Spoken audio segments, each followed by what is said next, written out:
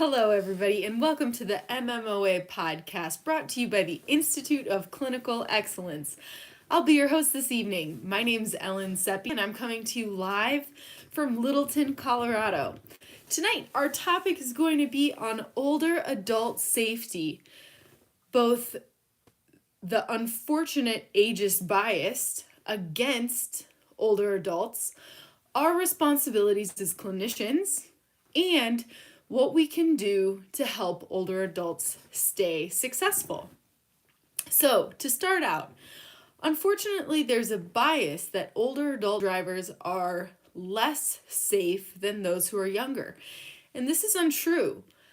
Older adult drivers are much less likely to involve themselves in risky behaviors like drinking and driving, driving late at night, driving under the influence of other drugs, driving when they're underslept, and driving when they don't feel confident.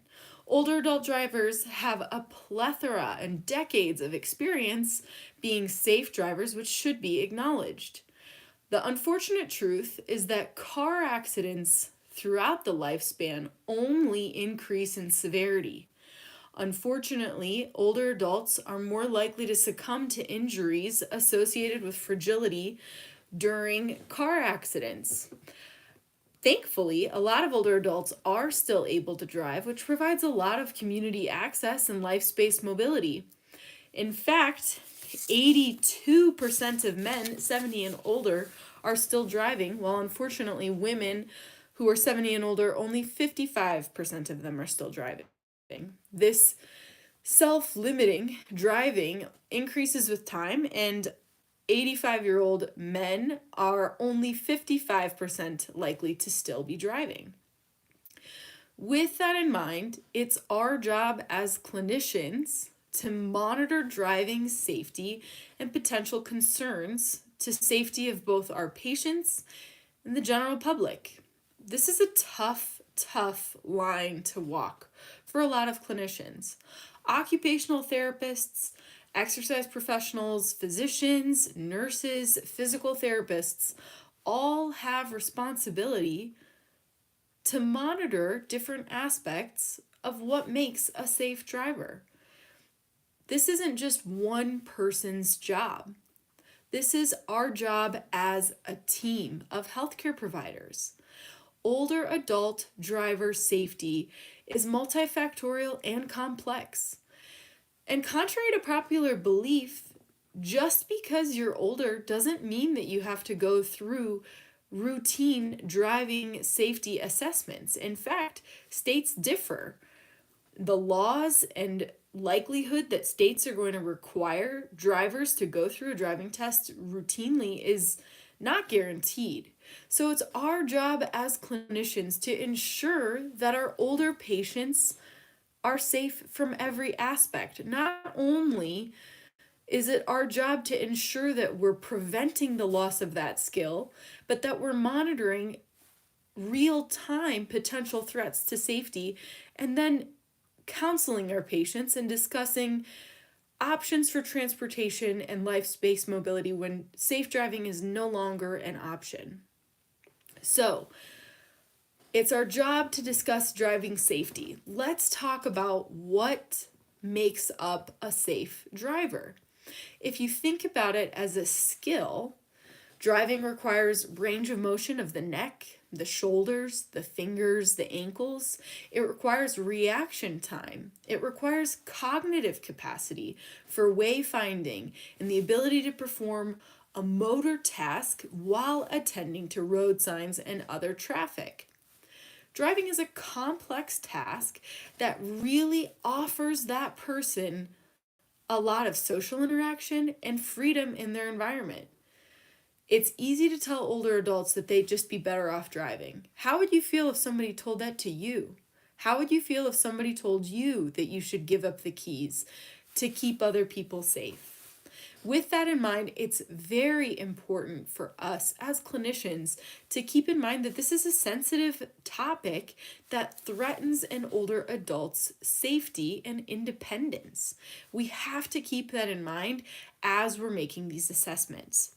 So, to keep in mind, this is a multifactorial assessment, but there are options for us to do assessments as clinicians and relay those findings to other healthcare providers to make appropriate referrals. So the Safe Drive app is really, really a great tool to ensure that our older adults are safe throughout their lifespan. The Safe Drive app looks at basically a flow sheet to look at the older adults' current driving abilities, any changes in their safety, their cognitive function, their medical history, their vision, their range of motion, their reaction time, and basically creates an algorithm or decision-making chart to determine if that older adult should still be driving. And in fact, I have a printed version right here. But a lot of this material is in the app, and it includes a questionnaire that you can email to your patient to answer at home. It's important to know what things to look for when discussing driving safety. I'm going to be honest. When I first started thinking that this was something I should talk with my patients about, I did it really, really wrong. I did a MoCA test, I looked at neck range of motion, and I shot from the hip and told a lot of patients that they should be concerned about driving without really objective information about other important components, and definitely without concern about how damaging that could be to somebody's life-space mobility. So some things that might clue you in as to whether or not your patient might need your help in addressing their driving safety. If your patient is coming in expressing frustration and finding the clinic routinely, or finding the destination, difficulty in anger and frustration with road changes, using poor judgment, not yielding appropriately, having routine car accidents or speeding tickets, difficulty maintaining alertness or trouble judging distances, cutting off other drivers, or failing to obey traffic laws. These should all spark your curiosity as to whether or not this driver is appropriately equipped for the road. Going through the clinical assessment of driving related skills, the CADRAs, is something that occupational therapists who are driving rehabilitation specialists routinely do. But all of the tools in that assessment are things that we do in the clinic pretty regularly. Assessing vision or encouraging patient to go to a vision appointment routinely to make sure that their vision is safe is the first step. Looking at cognition using the MoCA, doing the clock drawing skill test, looking at wayfinding tasks, and comparing that to norms can also be an important indicator of cognitive health and cognition. Other components would be how quickly somebody can walk. So unfortunately, not only is slow walking speed related to hospitalization, falls, change in independence, but it's also related to driving accidents. And not just the timed up and go, but looking at how fast somebody can walk when they're walking quickly. The rapid walk test is another important indicator to see if walking quickly is possible for an older adult driver. Looking at vision, looking at gait speed, also assessing important cervical range of motion, looking at neck mobility, grip strength, finger mobility, shoulder mobility, dorsiflexion strength, dorsiflexion range of motion, and plantar flexion strength and range of motion. Those are all assessment tools that are our responsibility. So, once we find that an older adult might have some concern, do we just tell them that they should stop driving to keep everybody else safe? No. It's important that as we're counseling older adults that we keep in mind that this is a sensitive topic and they might have some resistance and anger to this discussion. It's important to appeal to older adult drivers' sense of responsibility, knowing that this decision could impact their life, their lifespan, and that of others, and that it's their responsibility as a driver to keep themselves and others safe. It's also important to relay this decision and the improvement of these skills to appropriate professionals. So, knowing that a driving rehabilitation specialist would probably be the best person to refer to is a great place to start. Unfortunately, there aren't a lot of DRSs in the United States, but thankfully, there are a lot of other driving schools. In my community in Littleton, Colorado, there are driving schools for young adults and young drivers to learn how to drive. And then there are also programs for older adults to regain their skills and their confidence. I had a patient who recently had a stroke. And he paid $200 to enroll in a driving safety course for older adults through a local driving school. And that gave him and his wife so much confidence to know that he was safe to drive. Before he went to that program, I looked at his gait speed, I looked at his neck range of motion, I looked at his strength, his reaction time. Those were important things for him to know that he could be confident with just the pure driving assessment. It's important to advocate for patients and recognize too that if they have deficits, they might not be permanent and they could be worked on if we attend to the right things.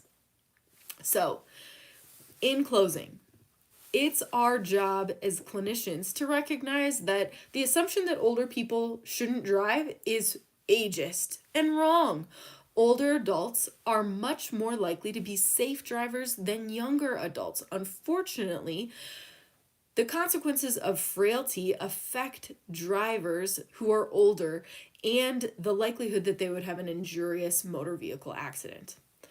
It's important for us as clinicians to pick up on the signs of potential driving errors and a lack of safety and be able to do the appropriate clinical assessments to make sure that our bases are covered, not just for now, but for future as well. Advocating for regular exercise, strength training, exercise for range of motion, and manual interventions can not only address driving impairments in the moment, but also address future driving impairments and keep somebody on the road safely for years to come. It's our job as clinicians to also relay this referral to the appropriate person, whether or not that's a driving rehabilitation specialist or a driving school. It's important for us to have empathy and recognize that the loss of the ability to drive could be devastating for somebody's confidence, for their ability to access their community, and their happiness and quality of life. So, the next time you think through recommending a patient to stop driving, pause, consider how they might feel, consider restoring the aspects of driving that might not be safe, and be on their team. Thanks, guys. So nice to have you here tonight with me, and hopefully you'll be keeping your older adults on the road for years to come, because I know I love to drive, and I can't wait to get back on the road, and I hope that you are there for your patients to keep them there too. Thanks.